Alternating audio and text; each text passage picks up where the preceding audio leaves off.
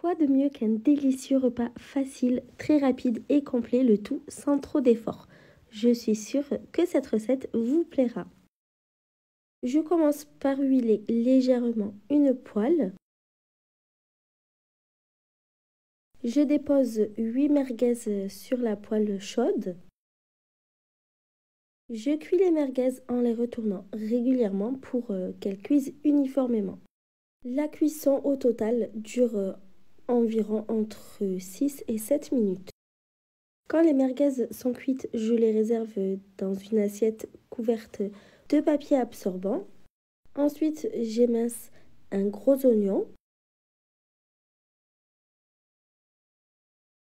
Comme légume pour accompagner ce plat, j'ai choisi la courgette. Donc je la coupe en tout petits morceaux. Vous pouvez mettre plus de légumes si vous le souhaitez ou complètement remplacer la courgette par un autre légume. Ensuite, je prends mes merguez cuites et je les coupe en petites rondelles.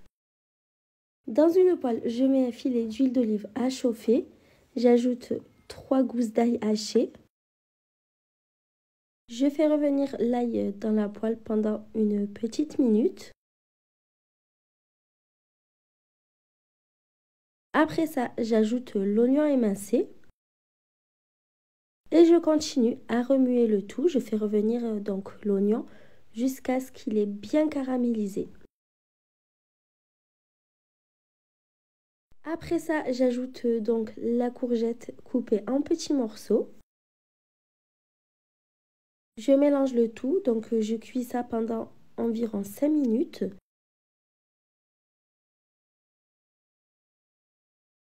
Ensuite, j'ajoute le riz, donc j'ai utilisé 300 g de riz à grains lents que j'ai bien lavé et égoutté.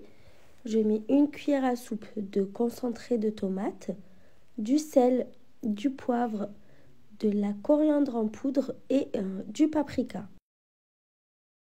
Je mélange bien le tout.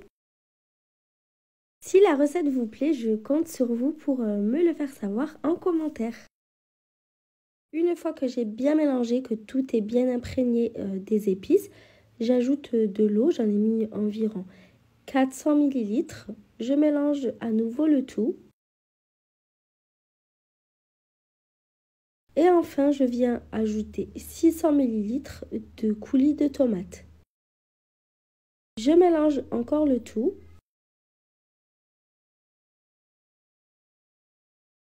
Enfin, je remets les saucisses dans la poêle. Par contre, je vous conseille d'utiliser une grande poêle pour éviter que ça déborde sur les côtés. Une fois qu'on a bien mélangé, on ne touche plus et on laisse cuire pendant 15 minutes. Vous vérifiez ensuite la cuisson, vous ajoutez un peu d'eau au besoin et vous n'avez plus qu'à vous régaler. J'espère vraiment que cette recette vous a plu.